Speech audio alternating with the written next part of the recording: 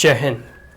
आइए, जैसे previous video में और फर्स्ट वीडियो में हम लोग ने चीफ कह सकते हैं कि इंफॉर्मेशन कमिश्नर और इंफॉर्मेशन कमिश्नर के अपॉइंटमेंट, ठीक है, किस प्रकार से उनकी अपॉइंटमेंट होती है, कौन अपॉइंट करते हैं, ठीक है, और किस प्रकार से एक प्रकार से कह सकते हैं ना कि उन्हें जो है प्रेसिडेंट के द्वारा एक प्राइम मिनिस्टर की कमेटी के द्वारा रिकमेंडेशन के बाद उन्हें अपॉइंट किया जाता है।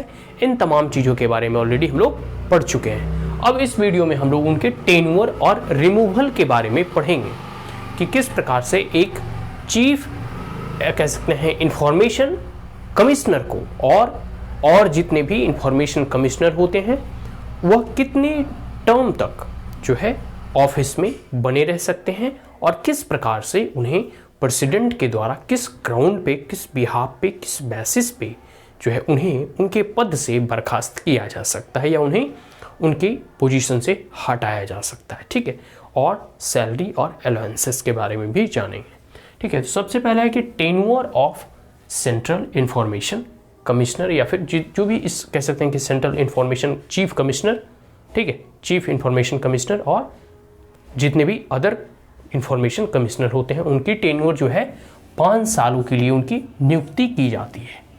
5 सालों के लिए इनकी जो है इन ऑफिस पे जो है ये नियुक्त होते हैं। साथ साथ 65 ईयर तक, मतलब 65 ईयर तक ही आप ऑफिस में बने रह सकते हैं, उसके बाद आपको रिटायर होना होगा। इसके बाद है कि not eligible to reappoint, और एक बार का ही सिंगल टर्म का, जैसे अब देखो भारत में क्या है, प्राइम मिनिस्टर जो है वो कई एक वर्षों तक बने रह सकते हैं जब तक कि वो उनके पास मेजोरिटी है। लेकिन यूनाइटेड स्टेट ऑफ अमेरिका में 2 टर्म के लिए, जैसे ओबामा का 8 साल कंप्लीट हो गया, दोबारा वो प्रेसिडेंट नहीं बन सकती। ठीक उसी प्रकार जो है सेंट्रल इंफॉर्मेशन कमीशन के जो भी कह सकते हैं कि चीफ इंफॉर्मेशन कमिश्नर या फिर अदर जितने भी इंफॉर्मेशन कमिश्नर होते हैं वो जो है सिंगल टर्म के लिए उनकी नियुक्ति, उनकी अपॉइंटमेंट की जाती है, उन्हें दोबारा री अपॉइंट नहीं किया जाता, ठीक है। आगे है कि प्रेसिडेंट कैन रिमूव। अब हम इनके रिमूवल के बारे में जानें कि आखिर इनको इनके पद से किस किस ग्राउंड पे, किस किस विधि के अनुसार और किन परिस्थितियों में इन्हें इनके पद से इन्हें रिमूव किया जा सकता है। तो क्योंकि अपॉइंट प्रेसिडेंट के द्वारा किए जाते हैं तो इनका रिमूवल भी प्रेसिडेंट के द्वारा ही होता है। लेकिन देखिए, प्रेसिडेंट जब भी चाहें तो CIC चीफ इंफॉर्मेशन कमिश्नर और जितने भी इंफॉर्मेशन कमिश्नर है उन्हें किसी भी क्षण एनी टाइम जो है रिमूव कर सकते हैं, उन्हें उनके पद से हटा सकते हैं। लेकिन on ground of in ground पे, ये 5 ग्राउंड है, 6 ग्राउंड 5 ग्राउंड में हम लोग जानेंगे कि इन परिस्थितियों में ही उन्हें उनके पद, ऐसे नहीं कि किसी को आप हटा दोगे, नहीं, एक इंडिपेंडेंट बॉडी है, ठीक है, एक एक्ट के द्वारा इसकी स्थापना की गई है तो इसका कुछ तो गरिमा होगा। लेकिन हाँ, उन गरिमा को ध्यान में रखते हुए अगर कोई भी इन ग्राउंड पे कोई ऐसा एक्ट कोई भी चीफ इंफॉर्मेशन कमिश्नर के द्वारा या इंफॉर्मेशन कमिश्नर के द्वारा किया जाता है तो उस परिस्थितियों में इन्हें हटाया जा सकता है। जैसे if he adjust and insolvent मतलब दिवालिया होना, कि मतलब वो दिवालिया अगर घोषित होते हैं तो दिवालिया मॉनेटरी फॉर्म में नहीं, अपने काम काज को लेकर, ठीक है, इंसॉल्वेंट घोषित हो जाना, किस प्रकार से वो अपने दायित्वों का निर्वहन कर रहे हैं। दूसरा है convicted of an offence involves a moral turpitude, कोई ऐसा ऑफेंस उनके द्वारा, जैसे किसी का कोई व्यक्ति मर्डर कर दिया और उसमें वो उनकी सुनवाई होती है कोर्ट के द्वारा, वो उनका जेल होता है। मतलब कोई भी ऐसा जुर्म जो कि एक बार हुआ तो अगर दोषी सिद्ध हो जाते हैं तो व्यक्ति वो जेल में जाएगा, ना कि कह सकते हैं कि इंफॉर्मेशन कमिश्नर के पद पर वो बने रहेंगे।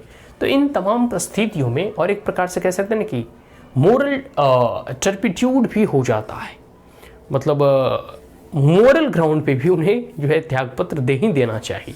लेकिन फिर भी इन परिस्थिति में जो है राष्ट्रपति उन्हें उनके पद से बर्खास्त कर सकते हैं। आगे है if he engage in any paid employment during the term office. जब हम लोग क्वालिफिकेशन के बारे में पढ़ रहे थे उसमें क्या पढ़ रहा था कि ऐसे तो कोई क्वालिफिकेशन इनकी नहीं बताई गई है, लेकिन इमिनेंट पर्सनालिटी होनी चाहिए और अपने फील्ड के एक अनुभव, एक्सपर्टीज़ होने चाहिए, उन्हें अपनी फील्ड के एक अच्छा अनुभव, लंबा अनुभव और ज्ञान, गहरा डीप नॉलेज होना चाहिए। इसके साथ साथ यह भी जाना था कि वो पॉलिटिकल न्यूट्रल होना चाहिए, किसी ऑफिस ऑफ प्रॉफिट में वो कार्य नहीं कर रहे होने चाहिए, कोई अदर बिजनेस या कहीं और जगह एम्प्लॉय नहीं होने चाहिए। ठीक है, तो अगर यह जिस टर्म तक इलेक्शन इंफॉर्मेशन कमिश्नर के, इलेक्शन बोल रहा हूँ मैं, सेंट्रल इंफॉर्मेशन कमिश्नर के तौर पर जब तक यह पद पर आसीन रहते हैं तब तक किसी भी बिजनेस, किसी भी प्रॉफिट या कोई अदर एम्प्लॉयमेंट इन्हें करने से वर्जित रखा गया है। और अगर ऐसा करते हुए पाए जाते हैं तो उस परिस्थिति में इन्हें राष्ट्रपति रिमूव कर सकते हैं कि भाई जाइए आप उधर ही कमा लीजिए, इसको छोड़ दीजिए। ठीक है, आगे है infirmity of mind and body. अब जैसे कोई व्यक्ति मानसिक या शारीरिक तौर पे अस्वस्थ है या अपने जो है कह सकते हैं ना कि फिजिकली वो कह सकते हैं कि उनकी अब कैपेसिटी नहीं रहे कि अपने वो फंक्शंस को सही रूप से डिस्चार्ज कर सके, अपने कर्तव्यों का सही रूप से निर्वहन करे। बहुत बार ऐसी परिस्थिति होती है, किसी का एक्सीडेंट हो जाना, कोई बीमारी धर लेना। ठीक है, तो इस बिहाफ पे, इस ग्राउंड पे उन्हें उनके पद से हटाया जा सकता है।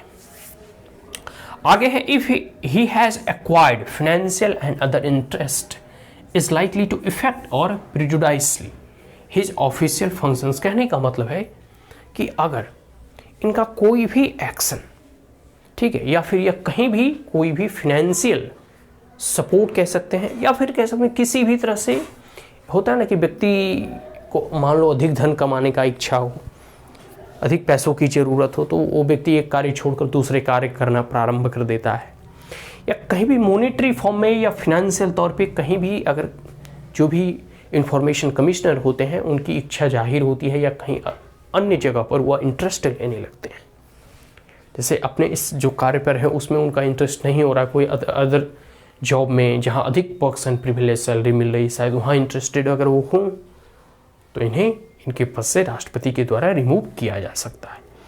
एक अंतिम ग्राउंड है कि on the ground of misbehaviour and incapacity. Misbehaviour मतलब होता है ना कि अव्यवहारिक, अनुचित व्यवहार, या इनकैपेसिटी, या कह सकते हैं कि उनका कैपेसिटी नहीं होना जो कार्य को कर रहे हैं उसे कंटिन्यू करने के लिए। ठीक है, ineligible to continue their work और discharge their function at that ground, the president can remove them from their office. तो इन दिस केस जो है होता क्या है कि इस परिस्थिति में मिसबिहेवियर और इनकैपेसिटी के ग्राउंड पर अगर उनके ऊपर एलिगेशन लगता है, ठीक है, तो वह जो है प्रेसिडेंट के पास जो है आता बात है, और वो प्रेसिडेंट जो है एक इंक्वायरी के लिए भेज देते हैं सुप्रीम कोर्ट के पास, और सुप्रीम कोर्ट फिर इंक्वायरी करने के बाद यह निर्णय लेती है। ऐसे भी न्यायालय जो है, न्यायाधीश जो है हर चीज़ का न्याय करते हैं, तो ये निर्णय लेते हैं कि सही में वो मिसबिहेव कर रहे हैं और इन कैपेसिटी वाले व्यक्ति हो गए हैं कि अपने दायित्वों का सही प्रकार से निर्वहन नहीं कर रहे हैं। अगर ऐसा है, ठीक है, uphold the causes of removal and advises so then the president can remove. और अगर सुप्रीम कोर्ट, सर्वोच्च न्यायालय को लगता है कि नहीं सही है, इनके ऊपर जो दोषारोपण किया गया है वो सही बातें हैं, ठीक है, अगर उन्हें दोषी पाया जाता है तो इस परिस्थिति में वह एडवाइस करेंगे कि आप प्रेसिडेंट को कि आप इन्हें रिमूव कर दें। ठीक है, सैलरी अगर अलाउंसेस की बात करें तो सैलरी और अलाउंसेस उतना ही मिलता है जितना चीफ इलेक्शन, जैसे देखो इसमें भी मैंने बताया चीफ इंफॉर्मेशन कमिश्नर, तो उनको जो सैलरी मिलेगा वह बराबर किनके मिलेगा, चीफ इलेक्शन कमिश्नर के बराबर, और जो अदर इंफॉर्मेशन कमिश्नर होते हैं उनको उतना ही सैलरी मिलेगा जितना कि अदर इलेक्शन कमिश्नर होते हैं। तो salary, allowances, perks and privilege equal to कह सकते हैं chief information commissioner equal to chief election commissioner. जितना चुनाव आयोग के मुख्य को मिलता है ना, मुखिया को, उतना ही इनको भी मिलता है। ठीक है, क्लियर हो गया। Tenure of the central information commissioner, किस किस ग्राउंड पे उन्हें रिमूव किया जाता है, सैलरी और perks and privilege. State clear. अब इनके कुछ फंक्शंस, रोल, रिस्पॉन्सिबिलिटी के बारे में जानेंगे। ठीक है, सो दैट्स ऑल। अब हम इस वीडियो को यहीं समाप्त करते हैं। And if you are the first time on my channel, like it, share it as well as subscribe it. Also press the bell icon, and if there were any queries, comment, suggestion, advice, you may comment in the comment box. Thank you once again. Have a great day.